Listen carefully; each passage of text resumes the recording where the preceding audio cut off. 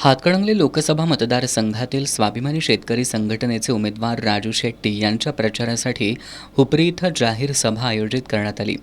या सभेत बोलताना राजू शेट्टी यांनी मतदारसंघातील दोन्ही उमेदवारांचा खरपूस समाचार घेतला।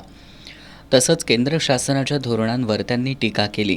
बेरोजगारी ही देशासमोरची मोठी समस्या असून आपल्याला 280 कोटी हातांना काम द्यायचंय, पण याचा विचार न करता देशामध्ये अदानी अंबानींसारखे जे मुठभर बडे उद्योगपती आहेत ते अजून मोठे कसे होतील याकडे केंद्र सरकारचं लक्ष आहे, अशी टीका त्यांनी केली। अनेक छोटे लघुउद्योग बंद पडल्यानं बेरोजगारीचं प्रमाण वाढलंय। देशामध्ये सर्वात जास्त रोजगार देणाऱ्या शेती क्षेत्राकडेही केंद्र सरकारनं दुर्लक्ष केलंय। त्यामुळे हे प्रश्न संसदेत मांडण्यासाठी मला भरघोस मतांनी निवडून द्या, असं आवाहन राजू शेट्टींनी केलं।